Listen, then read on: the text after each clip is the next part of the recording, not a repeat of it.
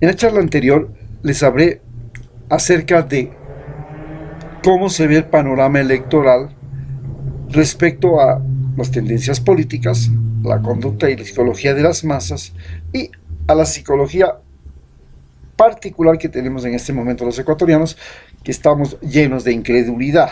No creemos ni en la mamá de Tarzán. Ya no creemos que Tarzán tuvo mamá.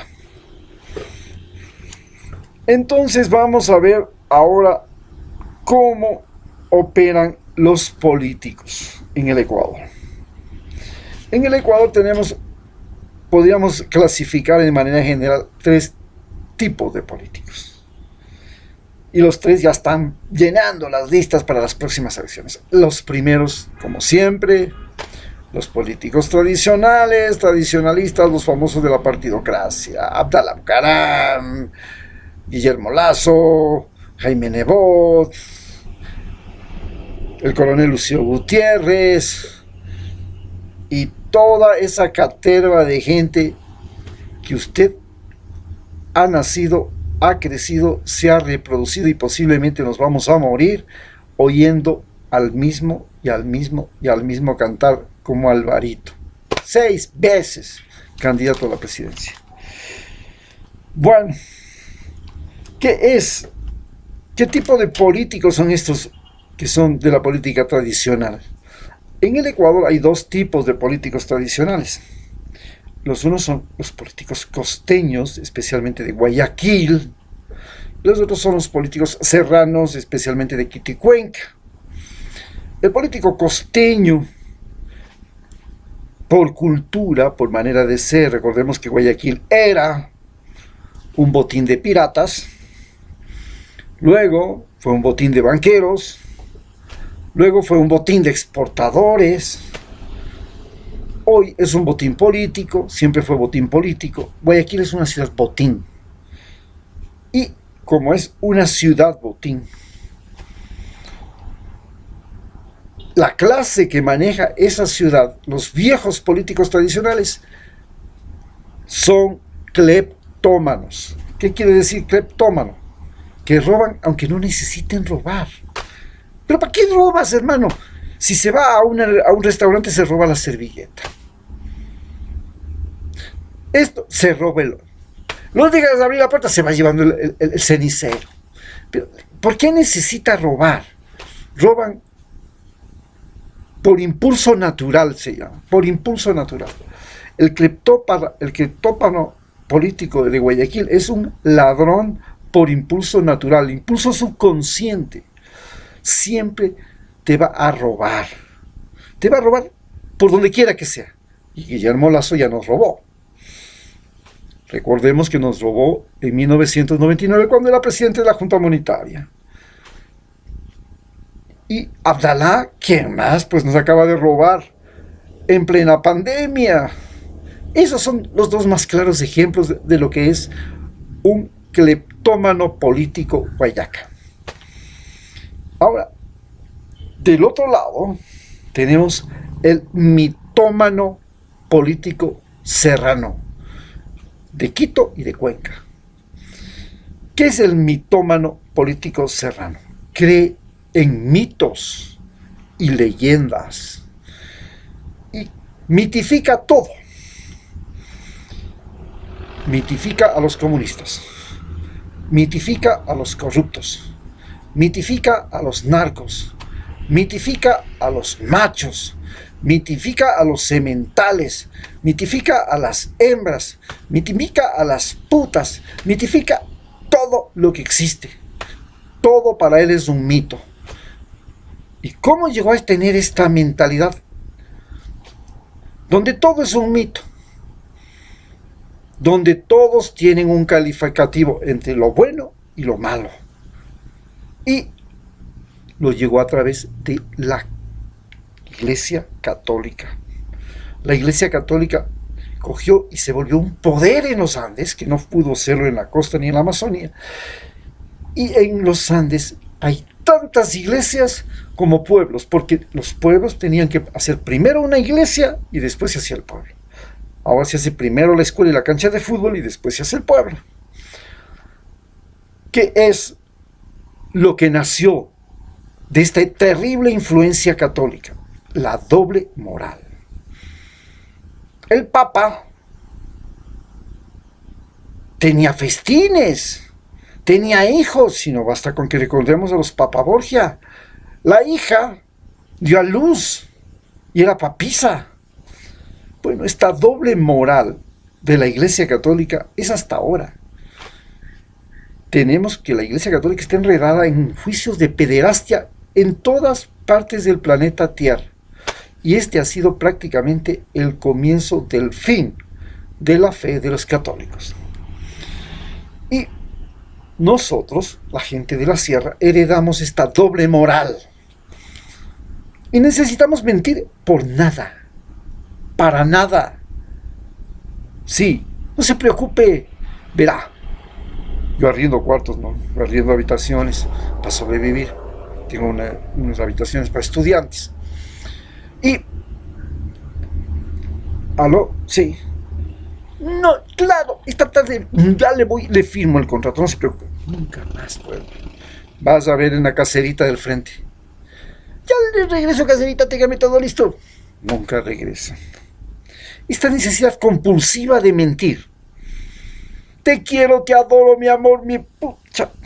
Sales a la vuelta. Esa vieja bruja me cae plomo. Ese es el típico serrano, la hipocresía, la doble moral. Eso es el político serrano, erudito de la Flaxo, erudito de la Simón Bolívar, erudito de la San Francisco, Ruptura 25, erudito y la honestidad, la pulcritud, la rectitud, ya. Ese es el político serrano. Y ese es el que te va a meter el cuento. Y ese es el que te va a decir que él es el elegido de Dios para cambiar este país perdido en la corrupción, perdido en la desgracia, perdido en la mariconada, perdido en la prostitución, perdido en todo. Ese es el político serrano. Y te va a meter cuento y te va a hacer tragar ese cuento para que le des el voto. Y lo que quieren todos estos políticos tradicionales serranos y costeños es su nombre. Su nombre es lo más importante que existe, su honor, su honra, su dignidad.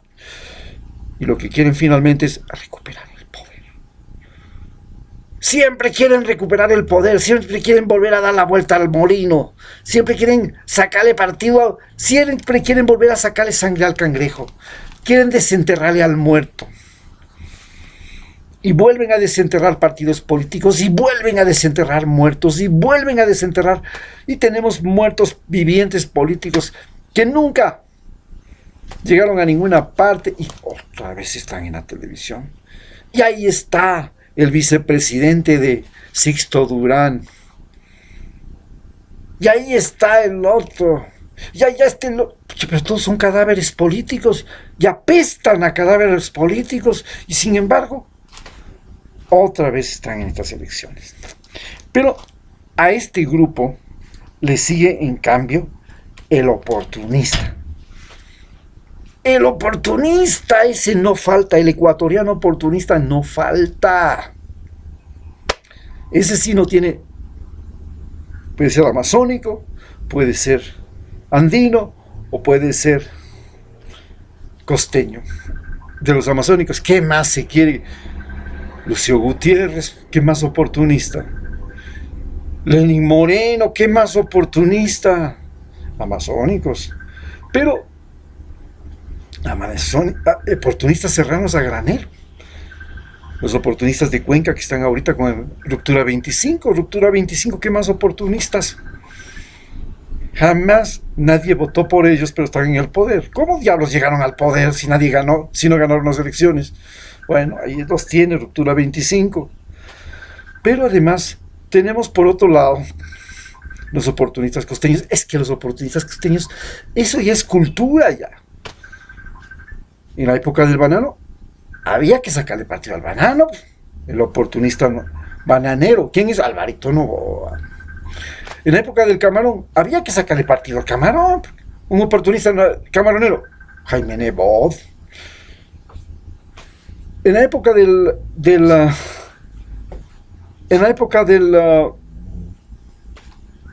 petróleo, los militares oportunistas, ¿qué más no pudieron haber faltado? Militares oportunistas, Dios mío, eran a diestra y siniestra. Entregaban los premios en el hipódromo a la Carolina, comenzando por mi general Rodríguez Lara, en las carreras de caballos. Entonces, el oportunismo está a la vuelta de la esquina, y ahí sale el candidato que se llama outsider.